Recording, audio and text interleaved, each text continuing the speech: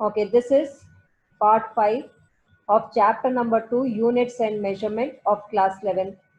In this part, we'll discuss only the questions, the NCERT exercise questions, and also some solved questions, and also few more questions here we are going to discuss. Okay, in part 4, we have already discussed about significant figures and errors. Okay, now the first question is the NCERT solved question, which is given on page 33. Okay, which of the following can be considered to be correct on the basis of dimensional arguments? Okay, on the left hand side is kinetic energy, and we know that the kinetic energy has a dimension m L square T raised to the power minus 2. So the left hand side of each of these parts is m L square T raised to the power minus 2. Okay, now if the equation is to be dimensionally correct, then the dimension of the right hand side should be equal to the dimensions that on the left hand side. Now let's check the A part. The right hand side of the A part is m square into v cube. M square has a dimension m raised to the power 2. V has a dimension Lt raised to the power minus 1. So cube of it will be equal to L cube T raised to the power minus 3. So which is not matching with the dimension of the left hand side. So this equation is incorrect on the basis of dimensional arguments. Okay, now let's see the B part. The right hand side of the B part is half mv square. Half doesn't have any dimension. Mass has a dimension capital M, and V square has a dimension L square T raised to the power minus 2. So as the dimension is the same as that on the left hand side, so this equation is dimensionally correct. C part, kinetic energy is mass into acceleration. Now let's check the right hand side. Right hand side is mass into acceleration. Mass has a dimension capital M, and the acceleration has a dimension L T raised to the power minus 2, which is not matching with the dimension of the left hand side. So again this equation is incorrect. Okay, the D part is kinetic energy is 3 by 16 mv square. So the right hand side is 3 by 16 mv square. Okay, 3 by 16 doesn't have any dimension. Mass has a dimension capital M, and velocity has a dimension L T raised to the power minus 1. So square of it will be equal to L square T raised to the power minus 2. So again this equation is dimensionally correct. Why? Because the dimensions on the left hand side is matching with the dimension on the right hand side. The right hand side of the E part is half mv square plus m into a. Okay, in order to be dimensionally correct, each term on the right hand side should have the same dimension as that on the left hand side. Okay, now let's take the first term, half mv square, which has got a dimension m L square T raised to the power minus 2, plus the second term has a dimension m, and the acceleration we know has a dimension L T raised to the power minus 2. Okay, so we know that the same dimension quantities only can be added. Here the dimensions of these two terms are different. So it is dimensionally incorrect. So the E part is also incorrect. So here we see that only the B and the D part are dimensionally correct. That is on the basis of dimensional arguments. Only B and D is correct. This D part, though it is dimensionally correct, but it is not physically correct. Okay, whereas this B part is physically correct as well as dimensionally correct. So any equation which is physically correct has to be dimensionally correct. Okay, let's move on to question number 2, which is the NCERT exercise question 2.5 given on page number 35.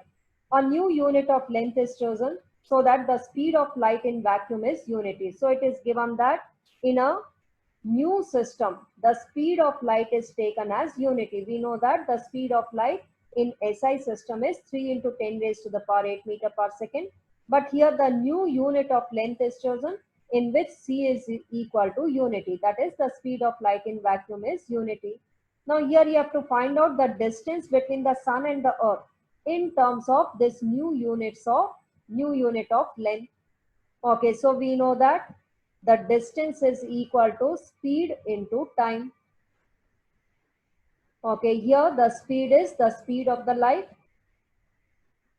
which is c, into time, let it be t. Now here t is given as 8 minutes 20 seconds.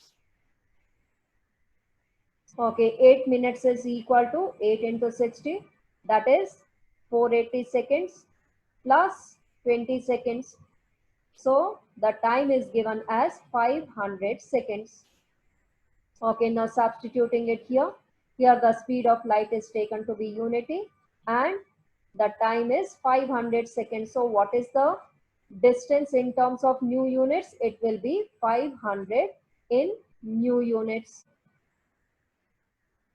Okay, next question is the NCERT exercise question 2.13 given on page number 36. A physical quantity is given by this equation. Calculate the percentage error in X if A, B, C, D are measured respectively with an error of 1%, 3%, 4% and 2% respectively. Okay, now we know that the relative error in X, that is delta X upon X, will be equal to 3 delta A upon A. We know that the power is multiplied to the relative error, and as A cube is multiplied to B square, the relative errors in multiplication are added. So twice delta B upon B. Okay, in the division also the relative errors are added. So half delta C upon C plus half delta D upon D. This is the relative error in X. Okay, multiplying both sides by 100, we get the percentage error in X.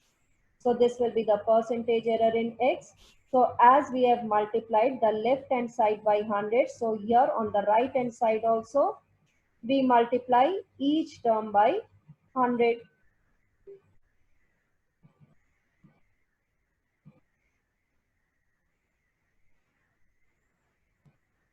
Okay, now this bracket term delta A upon A into 100 is the relative error in A multiplied by 100 is the percentage error in A, which is given as 1%.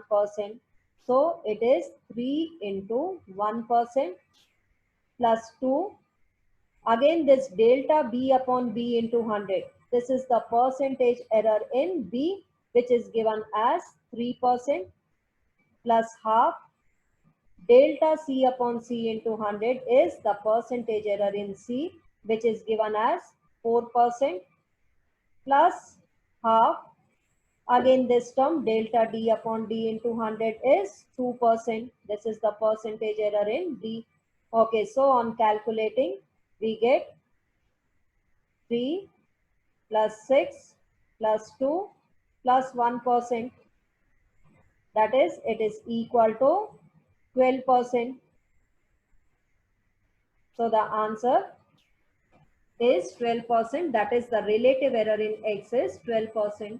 Next question is the NCERT exercise question 2.14 given on page 36. Which of the following is dimensionally correct?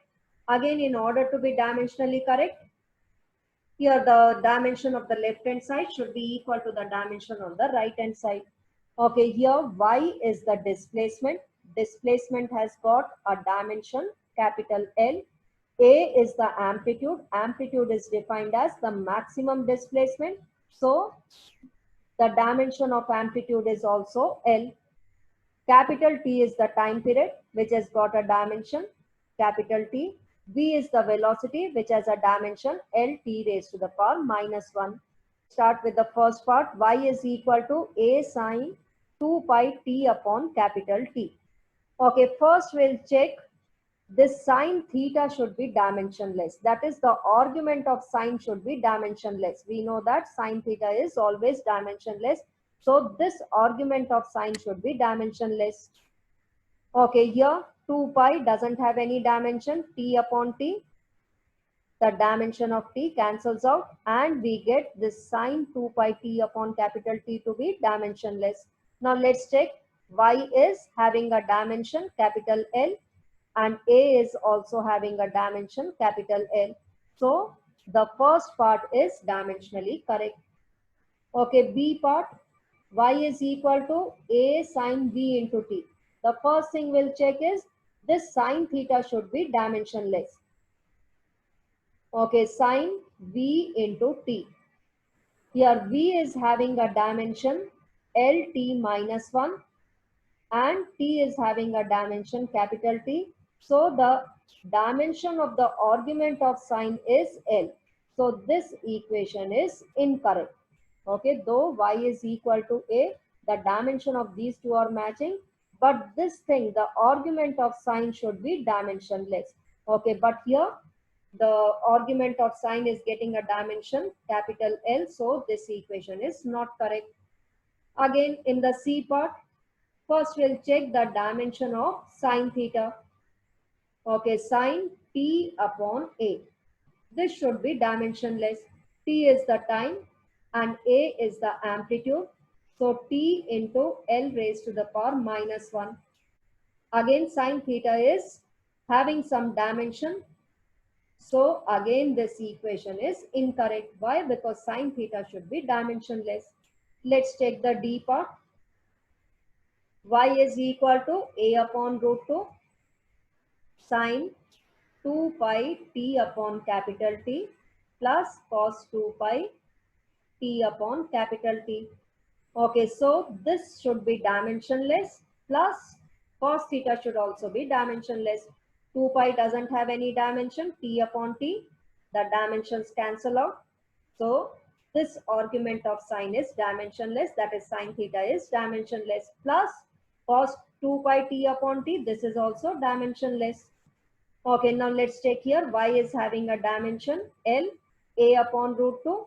Root 2 doesn't have any dimension and A also has a dimension L. So the D part is also correct. So dimensionally, here we see that the A and D part are correct. Okay, whereas the B and C are incorrect. Now let's discuss few more questions. Question number 5 is velocity is given by this equation. Find the dimensions of A, B, C and D. Okay, we know that the dimension of the left hand side should be equal to dimension of each term on the right hand side. Okay, first let's find out the dimension of A, which should have the dimension of velocity. So the dimension of A is Lt raised to the power minus 1. Why? Because we know that the dimension of velocity is Lt raised to the power minus 1. The same way, the dimension of velocity should be equal to the dimension of B into T. Okay, so the dimension of B will be equal to dimension of V upon dimension of T. Okay, V has got a dimension Lt raised to the power minus 1 upon T. So it is Lt raised to the power minus 2. Okay, so what is this term B? B is the acceleration. Why? Because we know that the acceleration has a dimension Lt raised to the power minus 2. Okay, now let's come to the third term. C upon D plus T should have a dimension of velocity. Okay, first we'll find out the dimension of D. As D is added to T, the same dimension quantities can be added or subtracted. So it means the dimension of D is equal to the dimension of T. So the dimension of D is capital T. It is having the dimension of time. Okay, now we will find out the dimension of C. So the dimension of velocity should be equal to the dimension of C upon the dimension of D, and D is having a dimension capital T. So C should have a dimension of velocity into time. And we know that velocity has got a dimension LT minus 1 into T. So C has a dimension capital L. So A is having a dimension the same as that of velocity. Why? Because the dimension of the left hand side should be equal to the dimension of the right hand side. Okay, here velocity should have a dimension of B into T.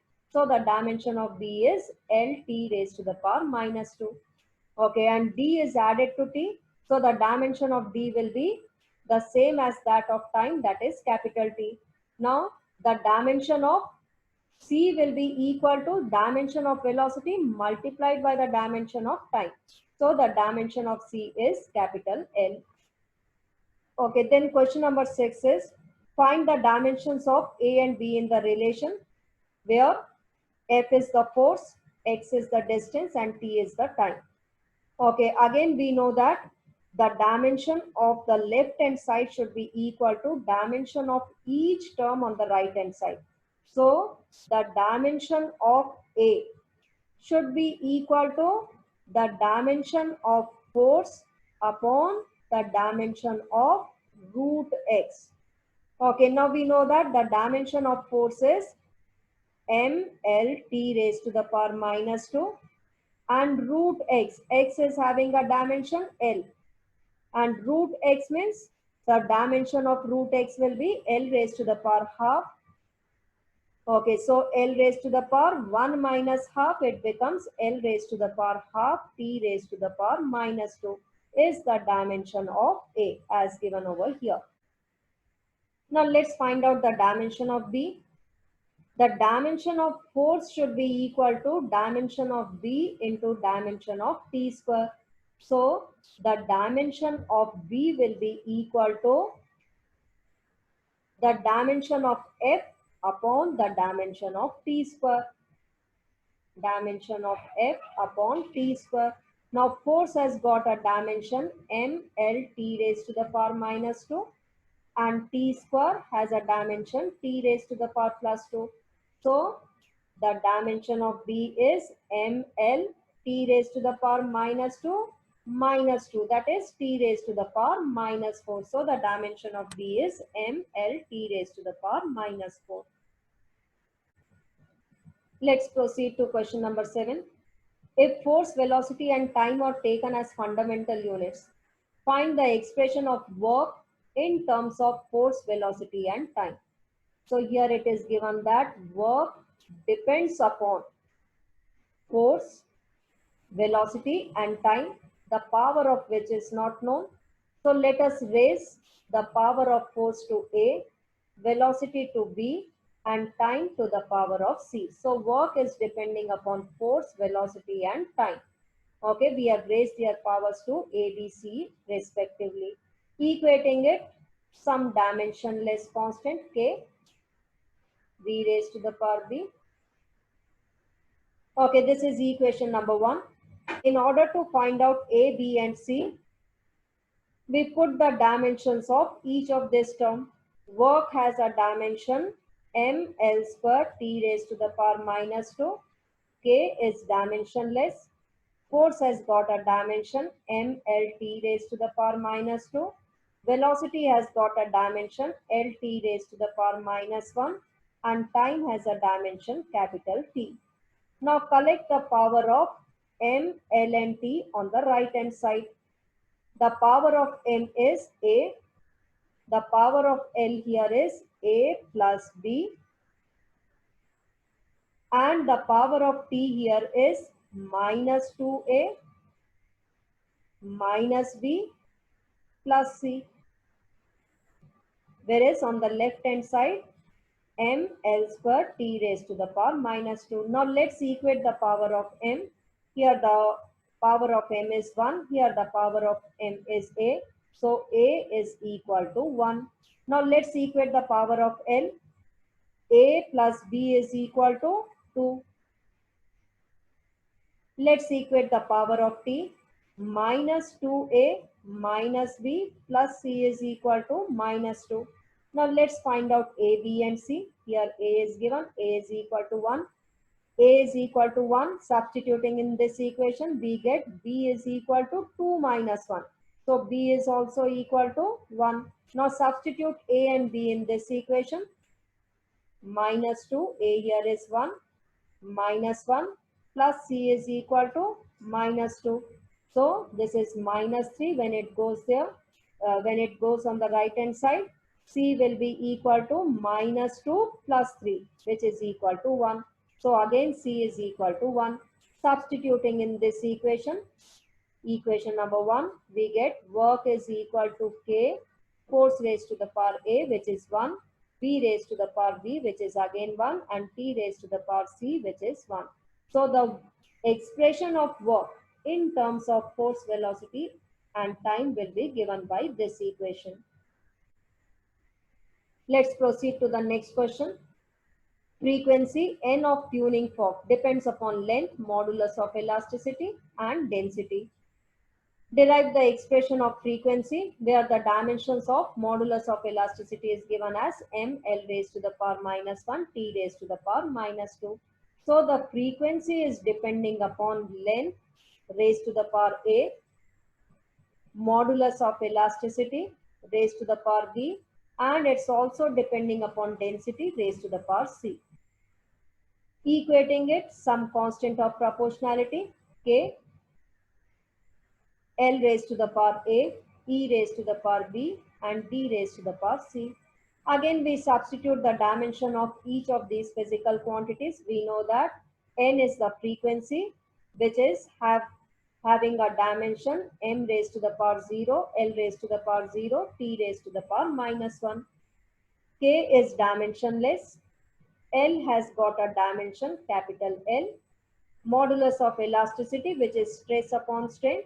Okay, here it is given m L raised to the power minus 1 T raised to the power minus 2 raised to the power B.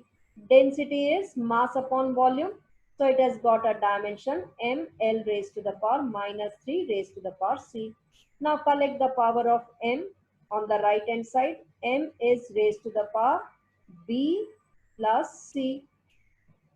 Now let's collect the power of L. L is raised to the power A minus B minus 3C. Whereas the power of T is minus 2B. On the left hand side, M is raised to the power 0, L is raised to the power 0, T is raised to the power minus 1. Now let's equate the powers. Equating the power of M, we get B plus C is equal to 0. Equating the power of L, we get A minus B minus 3C is equal to 0. Equating the power of T, we get minus 2B is equal to minus 1. So from here, B is equal to half.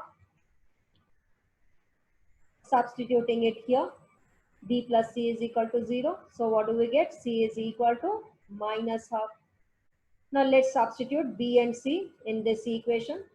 We get A minus B, that is A minus half, minus 3, C here is minus half, equals to 0. So A minus half plus 3 by 2 is equal to 0.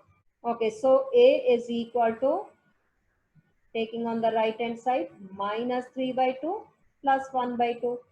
Taking the LCM, minus 3 plus 1, that is, it is equal to minus 1. A is equal to minus 1.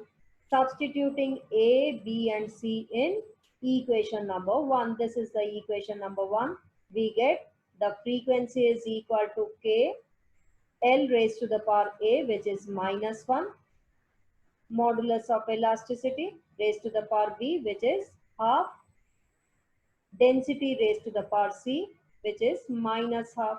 So this can be written as K upon L under root E upon D. So the required equation is N is equal to K upon L under root E by D. Okay, now question number 9 is frequency of a transverse wave depends upon length, tension and mass per unit length m. Derive the formula for frequency. Okay, now here it is given that frequency is depending upon length raised to the power A. It's also depending upon tension raised to the power B and mass per unit length raised to the power c. Here m is not the mass, m is mass per unit length. So its dimension will be ml raised to the power minus 1. On equating it, let the constant of proportionality is k.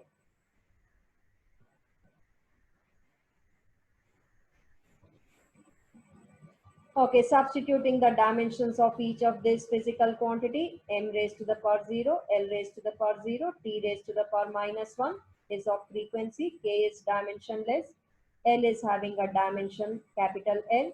Now tension is the force only. It has got the same dimension as that of force. So tension has a dimension mLT raised to the power minus 2. Now here m is mass per unit length. So its dimension will be ml raised to the power minus 1. Okay, now let's collect the power of m, l and t on the right hand side. So on the right hand side, the power of m is b plus c. Power of l is a plus b minus c. Power of t is minus 2b. Now equating the powers of m, l and t, we get b plus c is equal to 0. A plus b minus c is equal to 0.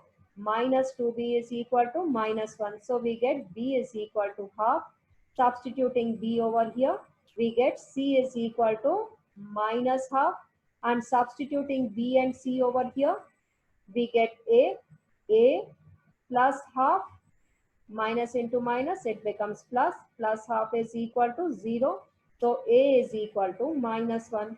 Now substituting a, b and c in this equation, which is equation number 1, we get the formula of frequency, which is k L raised to the power minus 1, T tension raised to the power half, and mass raised to the power c, which is mass per unit length. Okay, and mass per unit length raised to the power c, which is minus half. So here we get the formula of frequency as k upon L under root T upon M is the expression of the frequency in terms of L, T and M. The next question is convert energy of 1 joule into a system based upon meter, kilogram and minute as fundamental units. Okay, so here N1 U1 is equal to 1 joule. Okay, so N1 here is 1 and U1 here is joule, and we know that joule is the unit of work or energy which has got a dimension ml square T raised to the power minus 2. So here we'll find out A, B and C. A is the power of M, which is 1. B is the power of L, which is 2. And C is the power of T, which is minus 2. Okay, now in order to convert from one system to another, the numeric value in the new system will be equal to N2 is equal to N1, M1 upon M2 raised to the power A, L1 upon L2 raised to the power B, T1 upon T2 raised to the power C. Okay, substituting all the values over here, N1 is 1, M1 is the mass in the given system, that is in joule, we know that is in SI system, and the mass in SI system is in kgs. M2 is the mass in the system in which we have to find out. Okay, and in this system also the mass is given in kg raised to the power A. A here is 1. L1 is the length in SI system where the unit is joule, and we know that in SI system the length is in meter, and L2 is the length in the system in which we have to find out. Here also the length is given in meters raised to the power B, which is 2. T1 is in this SI system where we know that time is measured in seconds. Okay, and in the new system the time is given in minutes raised to the power C. C here is minus 2. Kg and kg cancels out, meter and meter cancels out. So it is 1 into 1 square. Okay, into, now let's convert minute in seconds. We know that 1 minute is equal to 60 seconds raised to the power minus 2. So this second and second also cancels out. So this will be equal to 60 raised to the power plus 2, which is equal to 3600. So the numeric value in the new system is 3600. Okay, now question number 11 is the radius of a sphere is measured with an error of 2%. What is the percentage error in measuring the volume of the sphere? Okay, we know that as it's a sphere, volume of a sphere is given by 4 upon 3 pi r cube. Okay, the relative error in measuring the volume will be equal to delta V upon V. 4 by 3 doesn't have any error. Pi also doesn't have any error. So it will be 3 times the relative error in measuring the radius. Multiplying both sides by 100 will get the percentage error in volume, which has to be determined. So 3 delta R upon R into 100. Okay, now it is given that the percentage error in measuring the radius of a sphere is 2%. So delta R upon R into 100 is given as 2%. So the percentage error in volume will be equal to 6%, which can be written as plus minus 6%. That is from plus 6% to minus 6%, or you can directly write it to be 6%. Okay, then question number 12 is find the percentage error in resistance if the potential difference is given by 100 plus minus 5 volts and the current is given as 10 plus minus 0.2 amperes. Okay, now this is the measured value of the potential difference, which is V plus minus delta V. We know that any measured value is written like this. The same way, this is the measured value of the current, which is written as A plus minus delta I. Okay, now here we have to find out the percentage error in the resistance. Resistance is given as V upon I. The relative error in the resistance will be equal to sum of the relative errors in V and I. That is delta V upon V plus delta I upon I. Okay, now let's multiply both sides by 100 to get the percentage error in resistance. So delta V upon V into 100 plus delta I upon I into 100. Okay, now what is this delta V? It is the absolute error in the potential difference. So it is 5 volts. And V is the total potential difference, which is equal to 100 volts into 100 plus delta I is the absolute error in the current, which is given here as 0.2 amperes, and I is the mean value of the current, which is given as 10 amperes into 100. Okay, so this will be the delta R upon R into 100. That is, this is the percentage error in resistance. Okay, on simplifying it, we get 5 plus 2, that is equal to 7%. So the percentage error in the resistance is 7%, or it can be written as plus minus 7%. Okay, then question number 13th is the time period of a simple pendulum is given by 2 pi under root L by G. Here you have to find out the percentage error in G. Okay, if 10 centimeter of the length is known to 1 millimeter accuracy, and 0.5 second is the time period which is measured for 100 oscillations with a wristwatch having 1 second resolution. Okay, now here we have to find out the percentage error in G. So we have to bring G on the left hand side. So in order to bring it, we square the equation. T square is equal to 4 pi square L upon G. Hence G is equal to 4 pi square L upon T square. Now from here, the relative error in G will be equal to 4 pi square. Doesn't have any error. So it will be the relative error in L plus twice the relative error in T. So delta L upon L plus 2 delta T upon T. Multiplying both sides by 100 to get the percentage error in G, which has to be determined. So on the right hand side also, we multiply it by 100.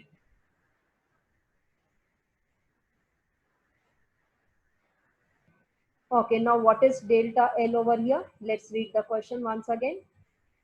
If 10 centimeter length is known to 1 millimeter accuracy. Okay, that is delta L. The maximum possible absolute error in the length could be only of 1 millimeter. So delta L is 1 millimeter, and how much length is measured? L is 10 centimeters. Okay, now let's convert the centimeters in millimeters. So 10 centimeters will be equal to 100 millimeters. Why? Because when we have to substitute it here, it should be in the same unit. Okay, the same way, delta T, it is measured with a watch of 1 second resolution. So the maximum possible absolute error in the time will be of 1 second only. Okay, and 0.5 second is the time period which is measured for 100 oscillations. So what is the time for 100 oscillations? It would be 0.5 into 100, that is, it is equal to 50 seconds. Why? Because time period means the time taken to complete one oscillation, and 100 oscillations are measured. One oscillation has got a time 0.5 seconds, so 100 oscillations will have a time 50 seconds. So time here is 50 seconds. Now substituting in this formula, we get delta L is 1 millimeter upon L is 100 millimeter into 100 plus 2 delta T, which is 1 second, and time is 50 seconds into 100. So this cancels out, 100 and 100 cancels out. So we get 1 plus 4. Hence, the percentage error in G is plus minus 5%. Okay, we have completed the questions of this chapter. Next, we'll start with the next chapter, which is motion in a straight line. So before starting that chapter, we have to discuss about differentiation and integration. Okay, so if you haven't subscribed to the channel, kindly subscribe to it so that you can watch the next coming chapters also. Thank you.